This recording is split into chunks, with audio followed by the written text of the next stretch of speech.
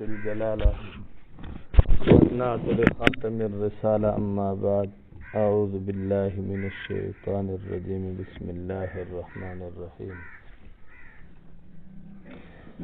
فلما سمعت بمكرهن أرسلت إليهن وأعتت لهن متكئا وآتت كل واحدة منهن سكينا إلى آخر أو كما قال. جب یہ واقعہ عام ہو گیا کہ زلیخا نے یوسف علیہ السلام کے ساتھ یہ حربہ کیا ہے تو محل کے ارد گرد اور محل میں رہنے والی خواتین نے زلیخا کے خلاف باتیں شروع کر دی کہ یہ کیسی عورت ہے کہ اس نے اتنا کمزور حرکت کی ہے کہ اپنے غلام پر فریفتہ ہو گئی، اپنے غلام پر عاشق ہو گئی. تو قرآن نے فرمایا فلما سمعت بمکرہن، جب زلیخا نے ان کا مکر سنا.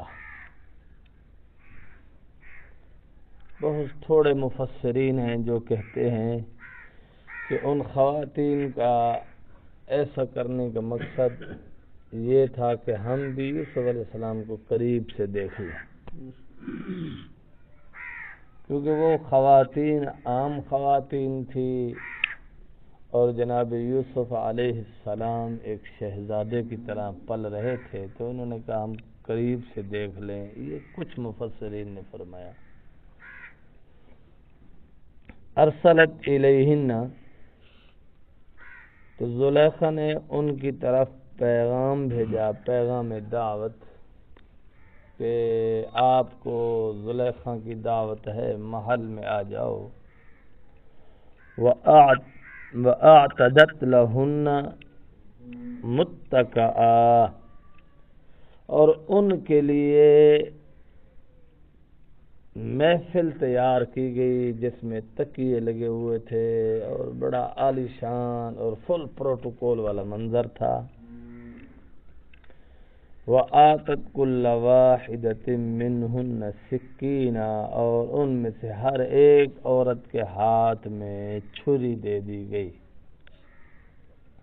کیونکہ اس نے دسترخوان سجایا تو اس پر مختلف قسم کے کھانے تھے، تو وہاں ایسے پھل بھی تھے جن کو چھری سے تراش کر اوپر سے کھلڑی اتار کے پھر کھایا جانا تھا.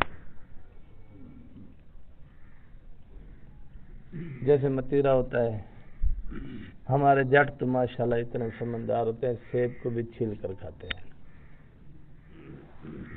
سیب کو بھی چھیل کر کھاتے ہیں، ٹھوک کر تو نہیں کھاتے لیکن چھیل کر کھاتے ہیں. تو بہرحال تو ہر ایک کے ہاتھ میں اس نے چھری پکڑوائی. وقالت اخرج علیہن، اور زلیخا نے یوسف علیہ السلام کو حکم دیا کہ ذرا یہاں سے گزرنا، ان پر سے گزرنا. یوسف علیہ السلام کو زلیخا کا اس معاملے کا علم نہیں تھا کہ زلیخا کیا چاہتی ہے یا کیا پلاننگ بنا چکی ہے، کیا اس کا ایجنڈا ہے، کیا مطلب حاصل کرنا چاہتی ہے، اس کا علم نہیں تھا. تو جناب یوسف علیہ السلام وہاں سے جیسے گزرے، فَلَمَّا رَأَيْنَهُ أَكْبَرْنَهُ وَقَطَّعْنَ أَيْدِيَهُنَّ، جیسے انہوں نے یوسف علیہ السلام کو دیکھا تو حیرت زدہ رہ گئی. وَقَطَّعْنَ أَيْدِيَهُنَّ، اور انہوں نے اپنے ہاتھوں کو کاٹ لیا. جو جو پھل ان کے ہاتھ میں تھا اس پر چھری چلنے کی بجائے وہ یوسف علیہ السلام کو دیکھ کر اتنی حیرت زدہ ہوئی. اور قرآن نے جو اکبر نہ لفظ استعمال کیا، اس کا معنی ہے روب. تو ان کے حسن کا ایسا روب پڑا کہ ان کو خیال ہی نہیں رہا کہ ہم کر کیا رہی تھی. وَقُلْنَا حَاشَ لِلَّهِ مَا هَذَا بَشَرًا، اور ان عورتوں نے کہا اللہ کی پناہ، یہ کوئی انسان نہیں ہے، یعنی اتنا خوبصورت انسان نہیں تھی سکتا، انسان اتنی خوبصورت نہیں ہو سکتا۔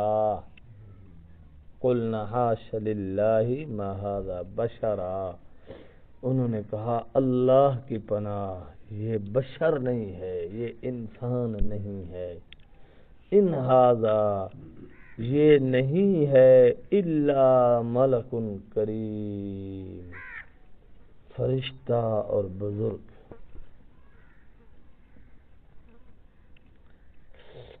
تو دیکھو یوسف علیہ السلام یہاں سے گزرے تو عورتوں کی طرف نظر اٹھا کر نہیں دیکھا۔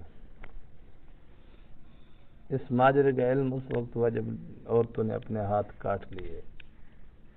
یہ خود عورتوں کی گواہی بتا رہی ہے کہ ملک کریم، ہم نے اس کو فرشتہ اور بزرگ پایا،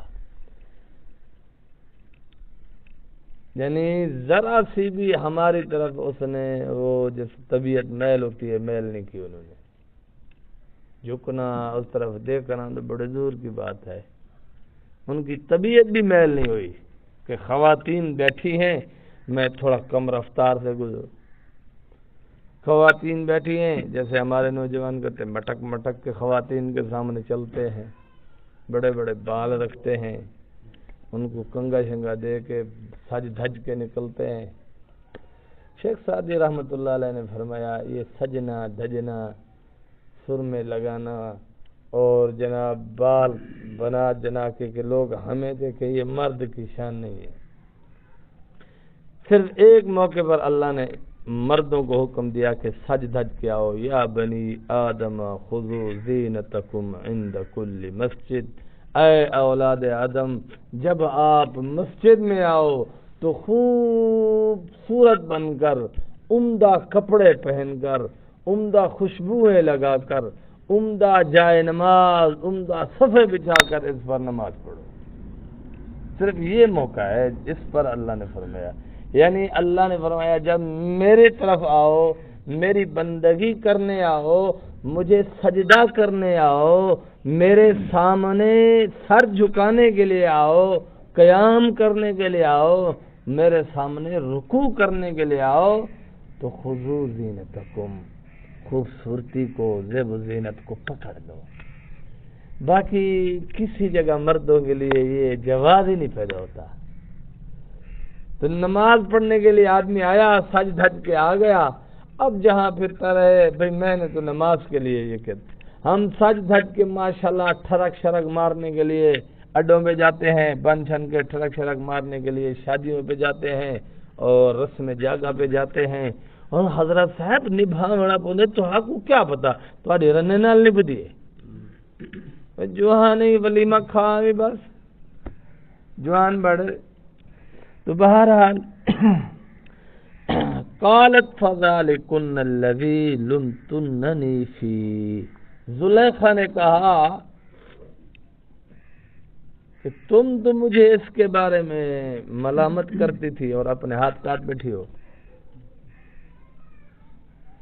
تم تو مجھے ملامت کرتی تھی یوسف علیہ السلام کے بارے میں کہ ایسا ہے ایسا ہے، طرح طرح کی باتیں بناتی تھی، اب کیا ہوا؟ اللہ اکبر۔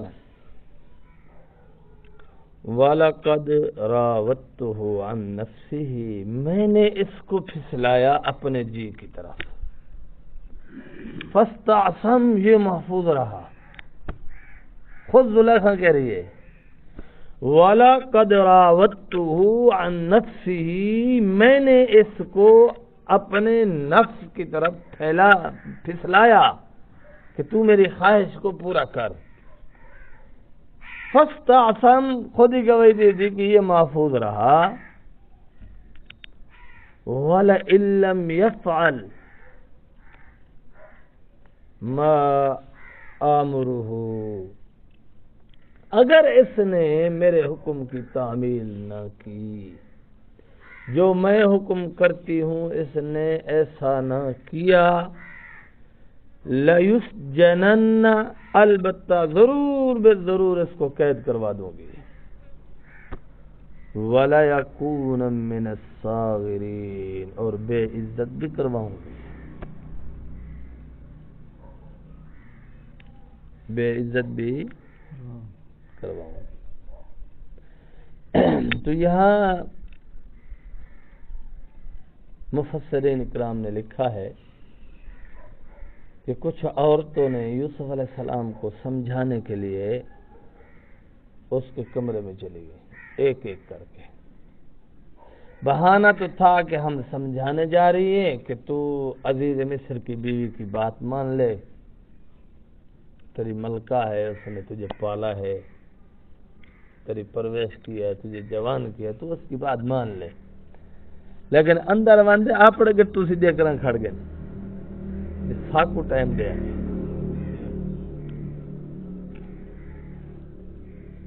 اتھا تو سارے نوجوان لوسیاں دی کار چھوری دے دے بھی ہیں، تو بلا میں کون سنے من خدا کہ حضرت صاحب میرے تو بھی مرتی، وہ بھی مرتی، وہ بھی مرتی، بڑھ تو نہیں بڑھ مریا ہوا۔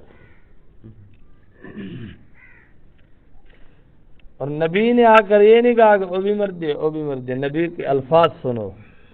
قال رب السجن احب الی مما یدعوننی الی، اے میرے رب، اے میرے پروردگار، مجھے پالنے والے اللہ، السجن احب، میں قید کو پسند کرتا ہوں، الی مما یدعوننی الی، جس چیز کی طرف یہ عورتیں مجھے بلا رہی ہیں، یعنی کہ عورت، جس چیز کی طرف مجھے یہ عورتیں بلا رہی ہیں مجھے وہ پسند نہیں، مجھے جیل پسند ہے، میں جیل جانے کو تیار ہوں۔ یہ مکالا ملن کے تیار ہوں دے، لوسکا مارن کے تیار ہوں دے، ول آتے آتے حضرت میں آدھا کہاں خانقاہ یا وقت لایا تھا ہمت میں کچھ حاصل ہی نہیں تھی، آتے دے ڈھڈ جو متر نکلے آتا، تیرا دل پاک تھی وے آتا، تے کو پتہ چلیا کہ اللہ دی محبت دا مزہ لطف کیا ہوں دے، بل محروم ہی تھی، میں نے یہ سمجھ کو اللہ سے کیا کہ تو بیٹھا رہے تھے۔ اللہ اللہ اللہ۔ تو یہاں مفتی شفیع عثمانی صاحب رحمۃ اللہ علیہ نے لکھا ہے کہ اگر جناب یوسف علیہ السلام اللہ سے عافیت مانگ لیتے تو قید سے بھی بچ جاتے۔ اب آپ یا میں یا کوئی عقل کا موٹا ہی قید ہو کرے، اپنے آپ کو سمجھدار کہنے والا کہے کہ یوسف علیہ السلام سے الیاذ باللہ غلطی ہو گئی نہیں۔ نبی اللہ کی محبت میں اتنا مست ہوتا ہے، کیف مستی کے عالم میں ہوتا ہے، اس کے لیے آزادی اور قید کوئی معنی نہیں رکھتی۔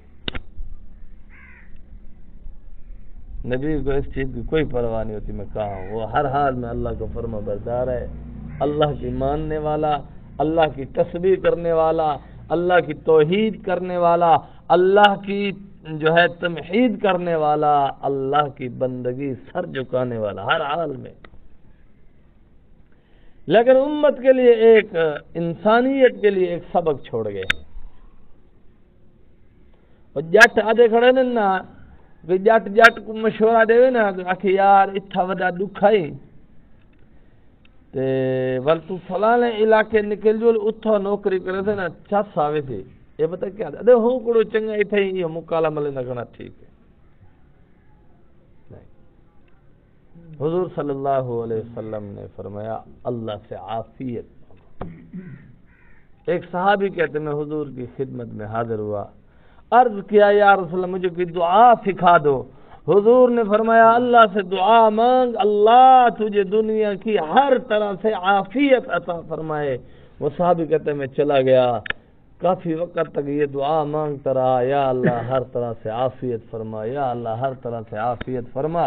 پھر میں آیا، میں نے درخواست دی یا رسول اللہ مجھے کوئی اور دعا سکھائیں۔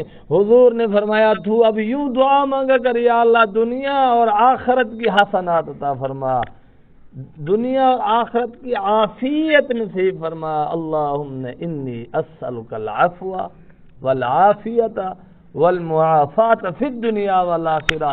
اللہ میں اپنے گناہوں کی معافی مانگتا ہوں، اپنی کمزوریوں کی معافی مانگتا ہوں، دنیا اور آخرت دونوں میں عافیت فرما، ہمارے دین میں بھی، ہماری دنیا میں بھی، ہماری نماز میں بھی، ہماری تلاوت میں بھی۔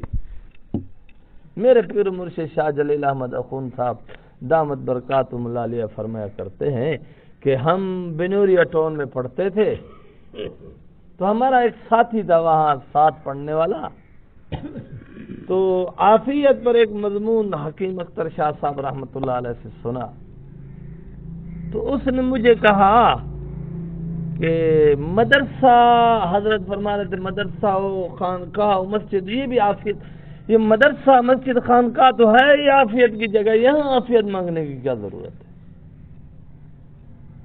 یہ بات کر کے وہ آئی گئی ہو گئی۔ پھر وہ امریکہ چلا گیا، وہاں اس نے مدرسہ کھولا اور بہت بڑا جامعہ تھا مدرسہ اس کا، دورہ حدیث تک، اور اس میں سینکڑوں طلباء مسافر قرآن حدیث کے علوم کو حاصل کر رہے تھے۔ پھر لڑائی ہو گئی، طالب علموں نے اتنا آپس میں لڑائی کی، اتنا لڑائی کی کہ حکومت کو مداخلت کر کے ان کی لڑائی رکوانی پڑی، ان کو جیلوں میں بند کرنا پڑا اور مدرسہ بھی سیل کر دیا۔ پھر اس نے فون کیا کہ حضرت آپ کے جو پیر و مرشد حکیم اختر صاحب نے فرمایا تھا نا کہ مسجد میں بھی عافیت مانگو، قرآن کی تلاوت کر رہے اس میں بھی عافیت مانگو، مدرسے میں ہو تب بھی عافیت مانگو، خانقاہ بھی عافیت والی ہو، مدرسہ بھی عافیت والا ہو، مسجد بھی عافیت والی ہو، یہ صحیح فرمایا تھا۔ ورنہ امام مد پہ جو کر جائے پولیس والے سے کھڑے نا، پتہ لگا کھڑے علاقے چاپڑے تو پتہ ہے ماشاءاللہ امام ہی اپنے ہم منصب جا راز نہیں رکھتا، امام دے پیچھے نماز نہیں پڑھی بندہ گروان چھل کے دے اچھا بالا میرے پیچھے نماز کریں پڑے، ہم میری مرضی وہ رکھ چاڑ دے ون سائڈ دے کال تھی گئی چاگو بھی نگالے تفصیل بعد دے سے سو۔ تو بہرحال فرمایا وَإِلَّا تَصْرِفْ عَنِّي كَيْدَهُنَّ أَصْبُ إِلَيْهِنَّ وَأَكُمْ مِنَ الْجَاهِلِينَ۔ اگر آپ نے مجھ سے ان مکر کو نہ پھیرا، ایک نبی کو پتہ ہے میں گناہوں سے پاک ہوں، معصوم ہوں، مجھ سے گناہ نہیں ہو سکتا، لیکن نبی ہماری تربیت کے لیے دیکھو کتنی بڑی بات اللہ کی بارگاہ میں عرض کر رہا ہے، تصرف عنی کیدہن، اگر آپ نے مجھ سے ان کے مکر کو نہ پھیرا، اصب الیہن، میں ان کے فتنے میں مبتلا ہو سکتا ہوں، وَأَكُمْ مِنَ الْجَاهِلِينَ، اور میں نادان لوگوں میں شامل ہو جاؤں گا۔ اللہ حفاظت فرما دے۔ معلوم ہوا اگر گناہ ایک سٹوریاں نہیں بڑا ہونا چاہیے جہاں میں حضرت صاحب او بھی سلام میں ہی کرتا جھوٹ بولیں دے، بدماشی ہے ساری۔ ایک نبی کی بات بتا رہی ہے الا تصرف عنی کیدہن، اگر اللہ ان کے مکر کو نہ پھیرے تو ففروا الی اللہ، تو طریقہ بتایا ہے جب عورت سامنے آئے اللہ کی طرف دوڑ لگا دو، جب دل گناہوں پر مچل رہا ہو اللہ کی طرف دوڑ لگا دو، کسی اللہ والے کی صحبت میں جا کے بیٹھ جاؤ، کسی اللہ والے کے قدموں میں جا کے بیٹھ جاؤ، جب وہ گناہ کی خواہش مٹ جائے پھر واپس آ جاؤ۔ تربیت کے لیے ایک اصول اور ضابطہ یہ ہے کہ یہاں ترغیب ضرور دی جاتی ہے، بھئی خانقاہ میں آؤ جاؤ، کسی اللہ والے کے پاس آیا کرو جایا کرو، لیکن یہاں گناہ چھڑوانے کے لیے جو تربیتی عمل ہے اس میں گزارش نہیں کی جاتی، یہاں آرڈر چلایا جاتا ہے۔ حضرت حکیم الامت مولانا اشرف علی تھانوی صاحب رحمۃ اللہ علیہ فرمایا کرتے خانقاہ میں جب آدمی اصلاح کے لیے آتا ہے فرمایا اس کے ساتھ سختی بھی ہوتی ہے نرمی بھی ہوتی ہے. سختی کو کچھ لوگ کہہ دیتے ہیں کہ یہ بد اخلاقی ہے، تو فرمایا بھئی اندھا جا رہا ہو آگے کنواں ہو اسے تو پتہ نہیں ہوگا نا، آپ اس کو بھئی غلط جا رہا ہے آگے کنواں ہے، وہ آپ کی بات نہ مانے، آپ خاموش ہو کر بیٹھ جاؤ، یہ بد اخلاقی ہے. اب اخلاق یہ ہے چاہے وہ آپ کو گالیاں دے چاہے وہ آپ کو برا بھلا کہے، آپ نے جا کر اس کو پکڑ کے ہٹانا ہے کہ آگے کنواں ہے. چاہے وہ آپ کو گالیاں دے وہ میں صحیح جا رہا تھا تو غلط کرائے، آپ پر اب اخلاقی طور پر یہ فرض ہو چکا ہے، اب اس کی جان بچاؤ. ایک بچہ زہر ہاتھ میں لے کر منہ میں ایسے قریب لے جا چکا، آپ کو بیٹا ایسے نہ کرو، اب یہ ایسے نہ کرو کا وقت نہیں ہے، اب اس کا ہاتھ پکڑ کر زہر پھینکوانے کا وقت آیا ہے، اب اس کو ایک دھپڑ مارنے کا وقت آیا ہے. بندہ پتر بڑھ کیا منہ سے ٹنڈا پہ پاگلا، اب یہ وقت آیا ہے. تو اس کو بد اخلاقی نہیں کہتے. تو تربیت کے لیے تھوڑا بہت وہ ڈانٹ ڈپٹ ہوتی ہے. بہرحال فرمایا فاستجاب لہ ربہ، اس کے رب نے یعنی یوسف علیہ السلام کے رب نے یوسف علیہ السلام کی دعا قبول فرمائی. فصرف عنہ کیدہن، اللہ نے ان عورتوں کا مکر، دیکھو ایک عورت نے اس کو گناہ کی دعویٰ نہیں دی، پھر ساروں نے دی، چند ایک بیچ میں بچ گئی، اکثر نے دے دی. تو فرمایا فصرف عنہ کیدہن، اللہ نے ان عورتوں کا مکر یوسف علیہ السلام سے پھیر دیا. انہ هو السمیع العلیم، بے شک وہ اللہ سننے والا بھی ہے جاننے والا بھی ہے. جو ہم کہتے ہیں یا اللہ گناہ سے بچا، اللہ ہماری یہ بات سن بھی رہا ہے اور ہم یہ زبان سے لوگوں کو سنانے کے لیے کہہ رہے ہیں یا حقیقتاً سچے دل سے کہہ رہے ہیں، اللہ جانتے بھی ہیں، اللہ کو کوئی دھوکہ نہیں دے سکتا. وَيَعْلَمُ مَا فِي الصُّدُورِ، اللہ فرماتے ہم سینوں میں چھپے رازوں سے اچھی طرح واقف ہیں. اللہ سے دعا ہے کہ رب العالمین ہمیں گناہوں سے بچنے کی توفیق عطا فرمائے. وآخر دعوانا